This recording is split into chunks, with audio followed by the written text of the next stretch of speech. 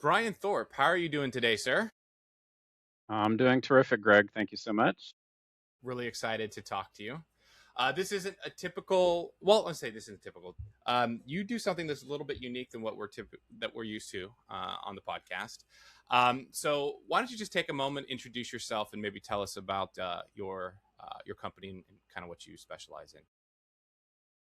Yeah, my pleasure. And thanks again for having me today. So, I spent 22 plus years in the corporate world and working in the wealth management space for a large asset management company. And throughout my career, saw that there were opportunities for changes in the marketplace. And one of the things that was exciting for me as I was looking to do something more entrepreneurial a number of years ago was an opportunity to introduced the very first online review platform to help consumers find and hire financial advisors and be able to read online reviews like they do when hiring doctors, physicians, attorneys, other trust based professions. And so, for me, as I was looking for that right entrepreneurial moment to leave the corporate world, this was it. And of course, within this space, we know there's always a lot of regulatory requirements. So, with my experience, was able to really bring that into the fold. And over the last 7 years, we've had a lot of fun helping thousands of Americans find financial advisors based on what's most important to them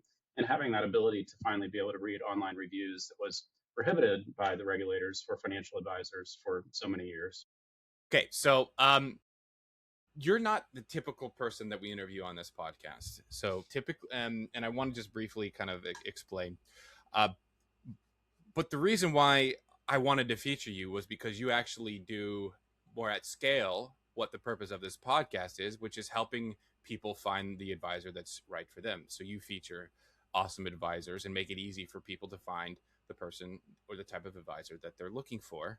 And you saw an opportunity with the changing to the SEC rules where testimonials and experiences working with an advisor are now allowed to be shown. So you started um, WealthTender as a way to feature awesome advisors and help pair them to the right people.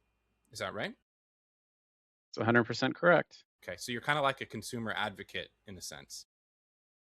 Yeah, absolutely. And in fact, on that front, one of the things that has always been frustrating to me was looking at what the perception has been among consumers of financial advisors. Back in 2022, as an example, the CFA Institute, a well known industry organization within our space, conducted a survey of consumers to ask what do people who work with a financial advisor think about their advisors, their overall satisfaction, versus what do people not working with a financial advisor think about financial advisors from a profession perspective. And what that survey showed is that people who work with a financial advisor are overwhelmingly thrilled with the experience. They love their financial advisors. But the people not working with an advisor rated their perception of financial advisors as a profession lower than their perception of auto mechanics. And Oh, so that in oh no, itself, that's right? not good. Exactly. And so there's this huge disconnect. And one of the reasons that I believe that disconnect exists is the very reason that the Securities and Exchange Commission, the SEC, that regulates financial advisors for the last 60 years, prohibited financial advisors from being able to invite their clients who are overwhelmingly happy and satisfied from being able to share their experiences online. And what Yeah. that meant for the typical consumer, the typical American, is what they're hearing about financial advisors is more often the bad actors, the Bernie Madoff on the nightly news. And that's such an anomaly. That's not the reality of what is happening. Flash forward to today, and we continue to see now with all the online reviews that are coming through, not only that great reflection of how satisfied people are with their advisors, but now that opportunity for consumers who have never worked with an advisor to be able to read those reviews and now see the reality, which is that overwhelmingly people love their advisors and the real impact that they've made in their lives through the stories that people are sharing. Yeah. Yeah, I love that. And I think one of the reasons, this is totally just a theory on my part, but one of the reasons why I think the SEC maybe uh, had those rulings or where testimonials weren't allowed was because you don't want it's unethical to feature a testimonial that says, hey, I'm going to make you so much money, right? And really what these testimonials are for, I don't think they're not about that. They're about the experience of what it's like to work with an advisor, the experience. And That that is is unique to each individual. And I think that's something that is turning around right now, and that you also are featuring on your platform, because those are amazing stories, right? That is 1000% correct. And in fact, last year we conducted our Voice of the Client study evaluating thousands of reviews that have come in from clients of advisors through WealthTender. And what that survey showed is that when looking contextually at what people are writing about in the reviews about their experience, it's just that. It's about the experience. It's about how the advisor makes them feel. It's about how their advisor makes them feel more confident and their ability to retire or to help confidently pay for the education funding for their children or whatever it is in their financial life. There's typically a catalyst that that financial advisor is able to help their clients overcome. And so it's rare that we see reviews that are speaking about investment performance or Mm-hmm. promissory language. The reality is that people aren't focused on investment performance and asset allocation. They're really talking about the difference that that financial advisor has made in their financial lives. Yeah. Yeah. Their unique perspective, what it's like to work with them, how they relay information, how they teach, what their values are. That's a very different way to look at it. That is much more important. That's cool. So, do you see um, reviews come in? How like in the weeds are you when it comes to an advisor getting a reviewer or one of their clients sharing a great story or a great experience? Do you have any ones that stand out? Any favorites? That's tough to say. That's a hard question. I will say, with the 900 plus advisors who are featured on WealthTender, I'm sure by the time we're done recording this episode, there's going to be several more reviews. And one of the other stats that I'll share with you and your audience is that over 99% of the reviews that come in are 5-star reviews. Now, for some consumers, that might raise the flag like, everybody's getting a 5-star.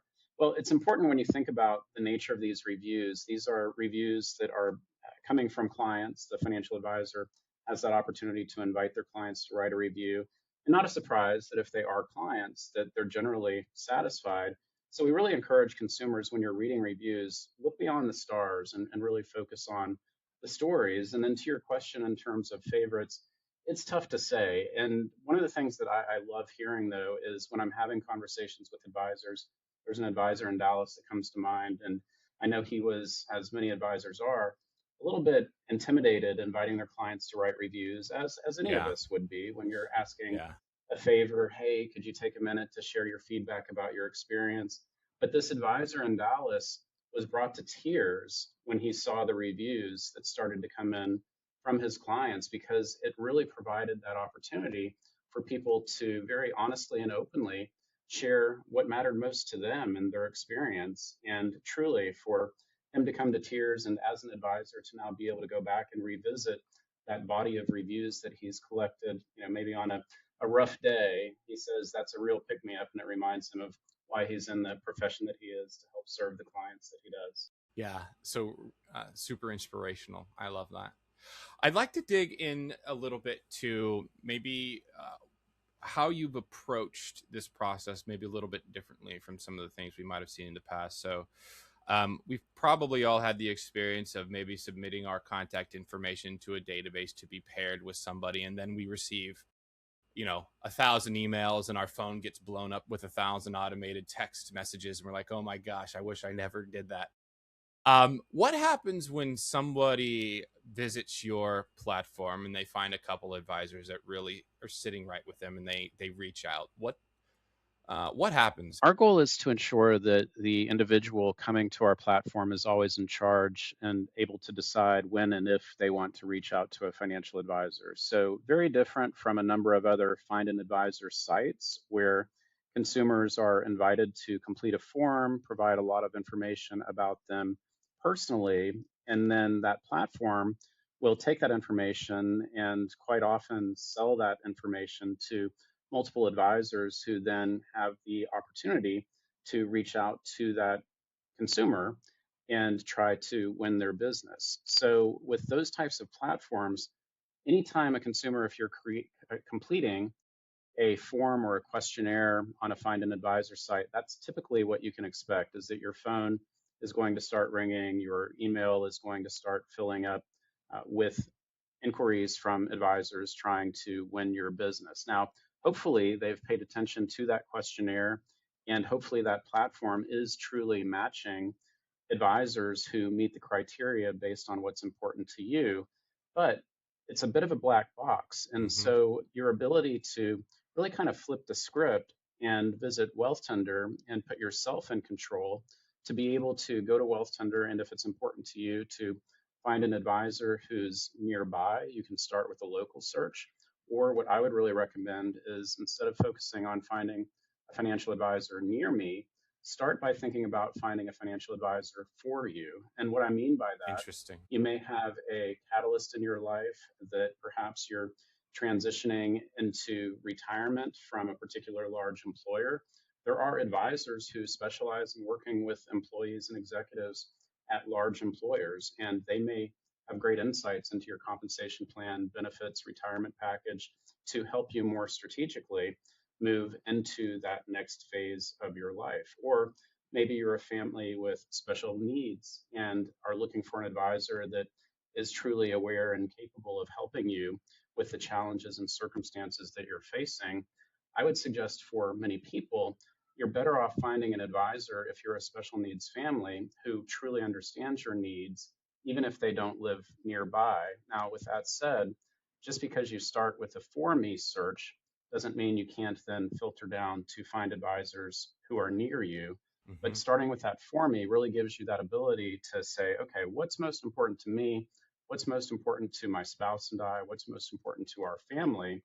So that we can find the best financial advisor for our particular needs. Start there. And then you can use filters on WealthTender to find the advisors who are near you, if that's Okay. important to you, and be able to read the reviews about advisors so you can see, in fact, not only is the advisor saying on their WealthTender profile, this is what they do, but now you can see if, in fact, their clients are saying the same and sharing experiences that really resonate with what you're going through to be able to put yourself in the same shoes I as love those it. clients. I love it. Let's talk about this a little bit more because I want to understand how you approached maybe building out the profiles of the advisors and the kind of criteria that you use in order to determine, and how you kind of determine what information needs to be featured in order to pair the person with the right advisor. Any thoughts on that? I'm sure this is something you've probably thought a lot about. At least I would if I were building out a platform that you have. I'd want to get into it, and think deeply about how to best present that information. So maybe you could talk about that for a moment. Absolutely. A couple of things we were really focused on at the outset was looking at what's worked well in other trust-based professions like doctors, lawyers, and thinking about, as a consumer, what do people really care about when they're focused on hiring a professional in those particular spaces? And really then applying that into our space as well to say, okay, well, naturally, if you're looking to hire a doctor, maybe you're looking for a general practitioner, maybe you're looking for a specialist. And so we kind of took that same approach with WealthTender to think about what are the different needs that individuals have, and naturally finding a local advisor with our national directory or local guides satisfies that particular type of a query. But then getting into those different catalysts that many people have in their life, whether it's getting married and combining incomes, or transitioning from one employer to another due to a layoff or mergers, acquisitions, or having children and thinking about education funding. And so on WealthTender, you'll find hundreds of articles on a diverse range of topics, really oriented to what matters most to consumers. So we started there. But then, as we're bringing advisors on board, we're focused on ensuring that the advisors who are featured in each of those areas of specialization are the advisors who truly have the experience and the skills to work with clients who have those particular needs. Okay. So it sounds like you do put a lot of attention and effort into kind of qualifying the advisor and helping them fill out their profile properly and making sure that it's accurate. Um, what are some of the things that you have found Wealth Tender users care about? So the people who are visiting the site to look for an advisor, what are some of the things that you found that those people care about when they're considering an advisor? Like specific criteria. Does anything stand out to you? Like maybe top three. I'm sure there's a lot, but maybe if you could broad stroke like top three biggest things that criteria that's important to them and that they look for. Certainly. First, definitely that opportunity and ability to finally be able to read reviews and being able to see what other people are saying about their experience. And then in terms of other characteristics about an advisor, in some cases, naturally there's experience, there's credentials, which are increasingly becoming table stakes, and Yeah. also is this advisor a fiduciary? And, we can get into some of the F words like fee only and fiduciary, as well as different compensation models when consumers perhaps are looking for a one time financial plan or an advisor who offers hourly services as opposed to those that collect fees based on the percentage of assets that they manage for a particular client. So, a number of nuances there, but I would also emphasize that increasingly what we're seeing are people looking for an advisor based again on what's most important to them. And I'll share one of the reasons why I think we're seeing more of that is as people, we as consumers increasingly are no longer just going to Google and putting in a search phrase like financial advisor near me and then seeing a bunch of links. We're instead starting to go to ChatGPT or Gemini or Claude, or even within Google, where the response is an AI generated answer. And what's now happening is as you as an individual start expressing what you're looking for and mentioning that you're looking Mm-hmm. for a financial advisor, those tools are now coming back and asking you follow up questions. And they're going to take you down that path Yeah. of saying, hey, Greg, tell me more. That's great that you're looking for a financial advisor, but what's the catalyst in your life and the reason why?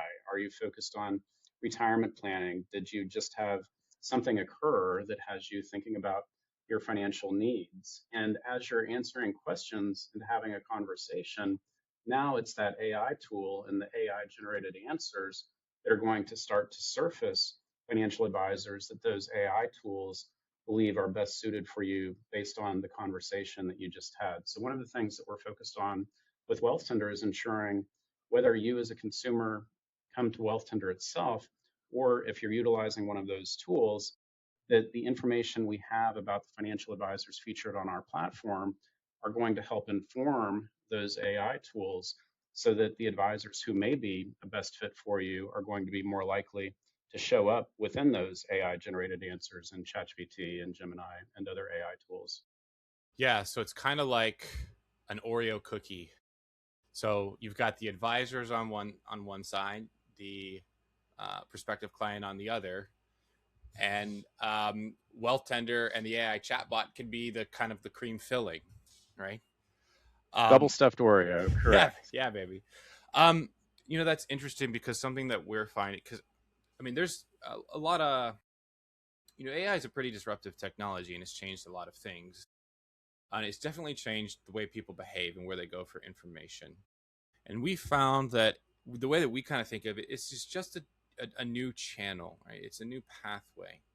But the way that people use it is different. They ask it a lot of nuanced questions. They have 3,000 word count chats before the AI bot makes a recommendations for the ideal advisor. And it ends up being a lot more, a better pairing than just a Google search because the chatbot can make the best recommendations based on values, circumstance. And it sounds like you've really helped position the advisor's wealth tender profiles to feature that information in the best way, so that when the individual who is an ideal fit for them is looking the chat and they're having a conversation with the chatbot knows how to make that pairing. Would you say that that's accurate? I think very well stated, exactly accurate, correct. Something I'm curious about is how do you get the right info from the advisor to feature it on their profiles so that the individual considering them has the best, most accurate info? Like how do you approach that? Do you have like a training series that you take the advisor through when they fill out the profile? Did you do extensive research? or did you just pull it out of a hat? How did you, or do it based off of data and just iteration? How did you approach that? Yeah, great question. Most financial advisors are really good at one thing, which is serving their clients and bringing value to their financial lives. What many financial advisors are not as good at is having their information and the appropriate details shared publicly in a manner that is really best positioning them in the favorable light and reflective of the great work that they do. Now, that's not true of all because many advisors have worked with very reputable marketing consultants, website platforms, and other professionals who are helping them polish their image and have a more relevant profile that represents who they are and what they do well. But in a number of instances, we struggle to find that on an advisor's website. And so, one of the things that we chose to do early on when a financial advisor joins WealthTender is we'll actually create the profile for them using information that we can find on their website, on LinkedIn. And again, to be fair, a lot of advisors are doing a really nice job with that information, especially if they are working with industry consultants, professionals. But in those instances where they're coming up a little short, we're reaching out to the advisor, asking for a little bit more color and doing a bit of an interview to understand what they're really all about so we can not only position them in a more favorable light, but also in a more appropriate light to truly reflect who they are, what they do, because we don't want to have profiles on WealthTender that feature a headshot of an advisor and a short description that's not valuable to a consumer who's looking to evaluate what that advisor is all about. Now, I will say for the advisors that are collecting reviews and have those published on their platform, that really goes a long way for both types of advisors. One, the advisors who historically haven't had a strong presence in terms of the language to speak about themselves because now their clients are speaking about the experience for them. And then, interestingly, even for many of the advisors who I would consider to be top tier, top caliber, doing a phenomenal job of conveying who they are and their value proposition, a lot of times what they're finding in the reviews that they receive from their clients are all sorts of valuable insights into areas where they're providing incremental value and services that they didn't even realize were some of the most impactful areas that they've benefited clients. And so now they're starting to take some of what their clients are sharing in their own words and incorporating that into their WealthTender profile, into their website copy. Yeah. Yeah. I love that. You got to do it. Not only is it good, it's just good to share to help people understand the experience of what it's like to work with you when they see your website, when they see your profile. And you want there to be continuity between that and the experience between what they perceive when they learn and read about you, but also have continuity between what that experience is actually like when they talk to you. Um, so I love that that's something that you're focused on. I want to ask more about um, the process of what it's like when somebody starts to work with WealthTender. I also want to talk more about before we do that. How do people who are looking for an advisor and want to make the best decision? How do they stumble upon WealthTender?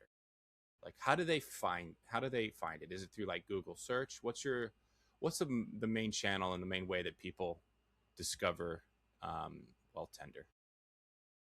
Yeah, great question. For many people historically, it would have been Google, where a lot of those articles that I mentioned on various topics surface on the first page of Google for relevant keywords. So if somebody is perhaps a small business owner and they go to Google and say, I'm looking for a financial advisor for small business owners, and they see that link takes them to WealthTender, now they can read about the benefits of working with an advisor that specializes in working with business owners and get to know the hundreds of advisors in our community who are focused on exactly that audience.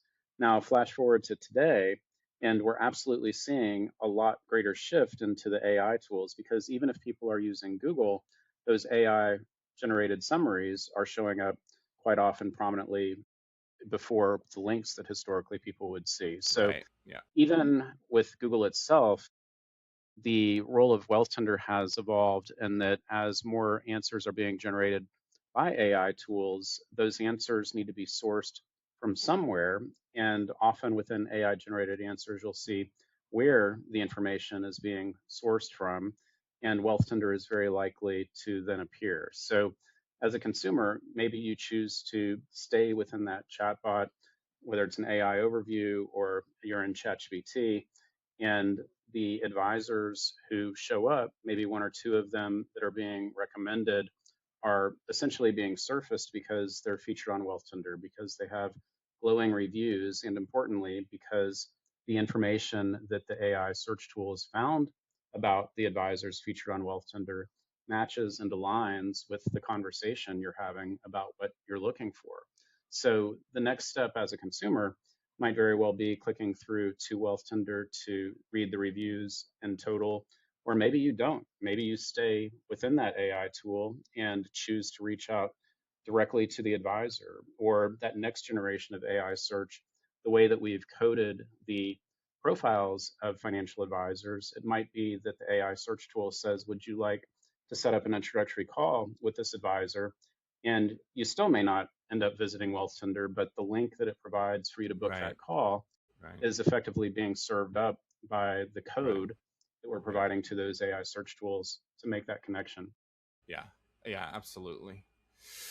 Yeah. So it really helps with visibility. Um, I love that. Um, so what I want to do before we end here is I want to understand more about maybe where you're going when it comes to your vision for WealthTender and what you're building out. Would you be comfortable sharing maybe your vision for the next couple of years and any goals you're working on? Yeah, I would say a couple of things. If we look in the rearview mirror, the way that AI has evolved certainly was, I think, a surprise for everybody. And so it's been fun Yeah, to fun. really Yeah, lean it's been into really that. fun. Interesting for sure. Interesting and fun. Interesting, Yeah. for sure, to lean into that and ensure that the same information about financial advisors that we've historically served primarily through WealthTender.com, people coming to our website, is equally available and prominent if it's being served up within those types of AI search tools as well. So we're going to continue to lean into that. And beyond that, thinking about just more ways that as the search experience evolves, that we can help consumers find advisors that are the best fit.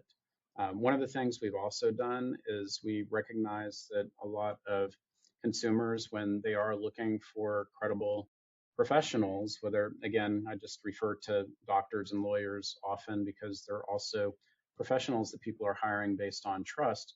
We want to do that same thing with financial advisors to help consumers identify the most trusted financial advisors. And one of the ways that we are doing that is we recently launched what we call the WealthTender Voice of the Client Awards, which are Nice. for advisors who have consistently exceptional reviews that also meet a number of eligibility criteria to really help consumers find advisors who truly are best in class, and also to ensure that that information can help the AI search tools distill exactly that same information to bring more best in class advisors into the AI generated answers to help people find the ideal advisor for their particular needs.